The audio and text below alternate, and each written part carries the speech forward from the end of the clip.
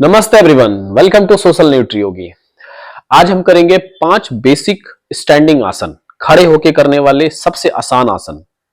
लेकिन उससे पहले, आसन जानने से पहले एक जरूरी बात कि जो भी इस चैनल में नए हैं वो चैनल को सब्सक्राइब करिएगा, बेल आइकन को प्रेस करिएगा और वीडियो है उसको लाइक करिएगा, शेयर करिएगा और कुछ भी पूछना हो आपको तो प्लीज कमेंट करिएगा।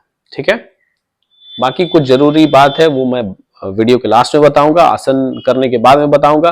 तब तक आसन स्टार्ट करते हैं। तो 5 आसन रहेगा आज। सबसे पहला करेंगे ताड़ासन। तो ताड़ासन करेंगे कैसे? दोनों पैर के बीच में हिप डिस्टेंस, हल्का सा गैप रखेंगे। ठीक है, स्पाइन स्ट्रेट, दोनों हाथ को सिर के ऊपर, फिंगर को इंटरलॉक करके सिर के ऊपर रखते हैं। अब यहां से श्वास लेते हुए पहले हिल को ऊपर उठाते हैं, फिर धीरे से हाथ को ऊपर की तरफ खींचते हैं। यहां पे श्वास लेते छोड़ते रहते हैं, एकदम आराम से। बैलेंस के लिए सामने किसी एक चीज को ध्यान से देखते हैं। अब धीरे से कुछ देर रुकने के बाद श्वास छोड़ते हुए वापस आ जाएंगे।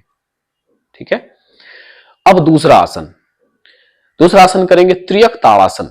तो आसान तरीके से त्रियक ताड़ासन कैसे करेंगे? तो दोनों पैर के बीच में और हल्का सा गैप करेंगे बस। ठीक है, दोनों हाथ बगल में। अब यहां से राइट हैंड को कान से लगा लेते हैं, सीधा ऊपर स्ट्रेट।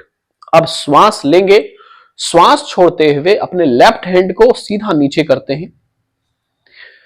ठीक है, अपने कंफर्ट के अनुसार। ठीक है, यहां नीचे करने के बाद अपने ऊपर वाले हाथ को लंबा खींचते हैं कि इस वाले भाग पे खिंचाव हो।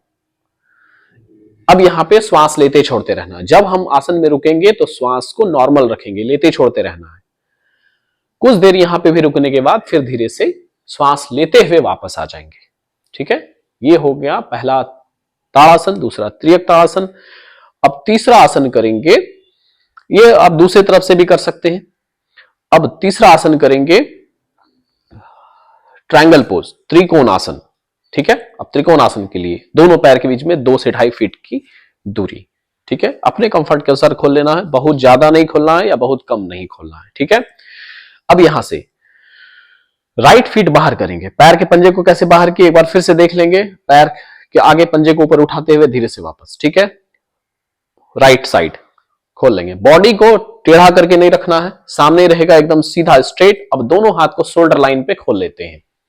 ठीक है, अपने राइट हैंड को देखते हैं, राइट साइड। ठीक है, अब श्वास लेते हुए कमर से ऊपर अपर बॉडी को आगे खींचते हैं, राइट साइड। ठीक है, ध्यान से। अब धीरे से बॉडी को मोड़ते हुए नीचे जाएंगे। बहुत नीचे शुरू में नहीं रखेंगे। ठीक है, बस ध्यान रखना है कि आपका लेफ्ट शोल्डर, राइट शोल्डर और राइट नी एक लाइन में हो। ठीक है, अब ऊपर हाथ की उंगली खुली हुई, ऊपर देखेंगे हथेली को, श्वास लेते छोड़ते रहना है। बस ऊपर हाथ को हल्का खींच के रखना है, इससे बैलेंस बनेगा। एकदम आराम से श्वास लेते छोड़ते रहना है। अब धीरे से श्वास लेते हुए वापस आ जाएंगे। रिलैक्स, पैर को नजदीक। इसको दूसरी तरफ से भी कर सकते हैं। आज हम सिर्फ आसन को बता रहे हैं कि आसन करते कैसे हैं। ठीक है, अब चौथा आसन रहेगा पार्श्व कोणासन। ठीक है, अब पार्श्व कोणासन के लिए दोनों पैर के बीच में ज्यादा गैप।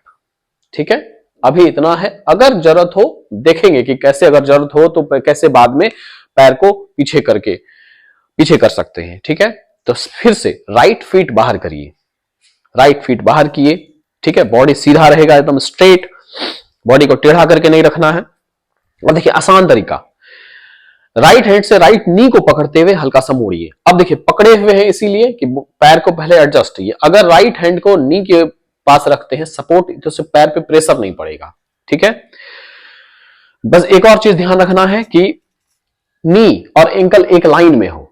नी आगे नहीं होना चाहिए, अगर पीछे रहा तो ठीक है, लेकिन आगे नहीं। इस चीज का ध्यान रखेंगे। थाई एक लाइन में। अब यहां से अपने राइट हैंड को धीरे से पैर के नीचे वाले भाग पे रखते हैं, स्ट्रेट। अब दोनों अपने लेफ्ट हैंड को ऊपर करके रखते हैं, हाथ की उंगलियां खुली हुई ऊपर देखते हैं।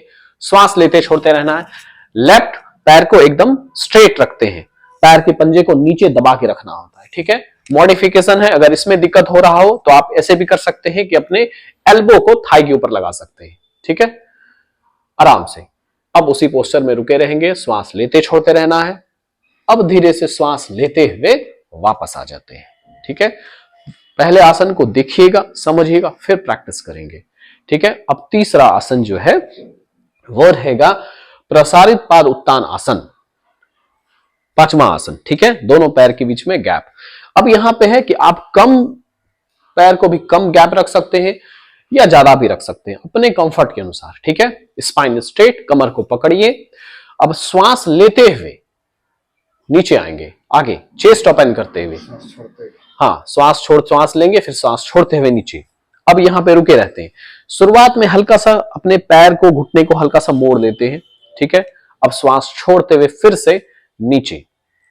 अब यहीं पे रुके रहिए। ठीक है, अब दोनों हाथ नीचे रखते हैं। ठीक है, अब यहीं से स्पाइन स्ट्रेट करते हैं।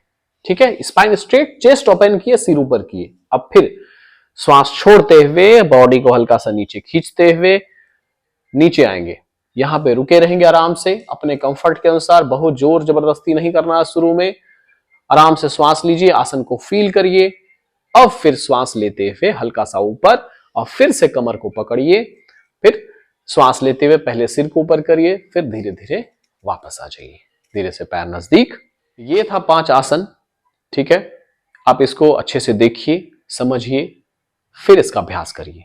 लेकिन एक जरूरी बात, ये जरूरी बात कि आप बहुत सारे शॉर्ट्स देखते होंगे, या मेरा भी शॉर्ट्स आता है कि 5 आसन करने, 5 आसन आज कोर के लिए है, तो 5 आसन डायबिटीज के लिए है, या 5 आसन स्लिप डिस्क के लिए है। ठीक है, तो वो सिर्फ 5 आसन करने से कुछ ठीक नहीं होगा।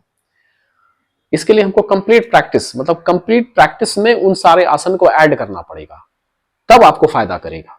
तो अभी मैं आपको बताऊंगा, जैसे आज स्टैंडिंग आसन है, आगे वीडियो में मैं बताऊंगा कि जो फॉरवर्ड बेंडिंग क्या है, basic forward bending, basic back bending क्या है, या ट्विस्टिंग क्या है, ट्विस्ट करने वाला, बॉडी को ट्विस्ट करने वाला आसन क्या है। तब मैं एक कंप्लीट प्रैक्टिस जो बेसिक आसन का होता है उसके साथ मैं आप सभी के साथ आऊंगा वीडियो के साथ, फिर आप उसके साथ अच्छे से प्रैक्टिस कर पाएंगे, करेंगे। ठीक है, फिलहाल जो अभी आसन है 5 आसन, इसको अच्छे से देखिए, समझिए, फिर आप इसका हल्का हल्का धीरे धीरे अभ्यास कर सकते हैं। ठीक है, तो फिर मिलेंगे अगले वीडियो में। लेकिन हाँ, वीडियो को लाइक करिएगा, शेयर जरूर करिएगा और कमेंट करिएगा। ठीक है, मिलते हैं अगली वीडियो में, तब तक के लिए नमस्ते।